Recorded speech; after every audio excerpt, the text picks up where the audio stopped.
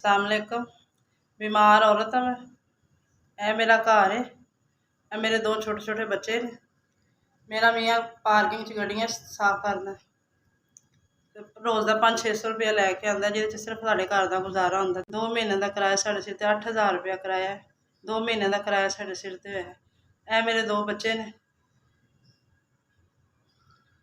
रोज़ का 500 रुपया लिआंदा, जिहदे च साढ़े घर का गुजारा मुश्किल नाल हुंदा बस। ते मालक मकान सानूं बहुत तंग कर रहा किराए तो। बिजली का बिल भी वो कह रहे ने मकान खाली करो, तो मेरे मियाँ ने इन्ने मसाइल नहीं। 500 रुपया रोज़ का कमा के जिहदे च साढ़ी रोटी मुश्किल नाल पूरी होंदी। इस वे महंगाई इन्नी है। थोड़े दिन होए ने वो कम्म ते जा रहे हैं, तो साड़ी मदद करो, साड़ी बहुत मेहरबानी। इस टाइम असीं बहुत मजबूर हैं, बहुत परेशान हैं। अल्लाह तो सिवा साडा कोई आसरा नहीं, साड़ी मदद करो। अल्लाह पाक तुहानूं सेहत तंदुरुस्ती देवे, तुहानूं जिंदगी तुहाडे कारोबार च बरकत पाए। तुहाडी बहुत बहुत मेहरबानी। इस टाइम साडे हालात बहुत खराब ने, साडी मदद करो, तुहाडी बहुत मेहरबानी।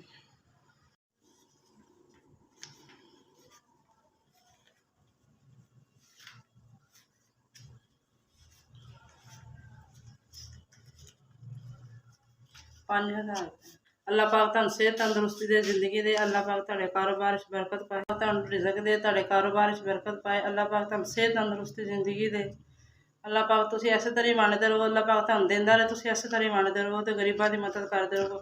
5000 रुपया सानूं घल्लेआ, तुसीं इस टाइम ते साडे कम्म आए, हाज करे। अल्लाह पाक तुहाडी सेहत तंदुरुस्ती दे, तुहाडे कारोबार च बरकत पाए। तुसीं साडी मदद कीती है। अल्लाह पाक तुहानूं तरक्कियां दे, तुहानूं हाज कराए। अल्लाह पाक तुहानूं सेहत तंदुरुस्ती दे, जिंदगी दे। तो साडा कोई आसरा नहीं सी।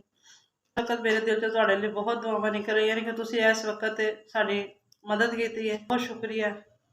साडी तुहानूं खुश रखे, आबाद रखे, जिथे तुहाडा पैर उत्थे खैर।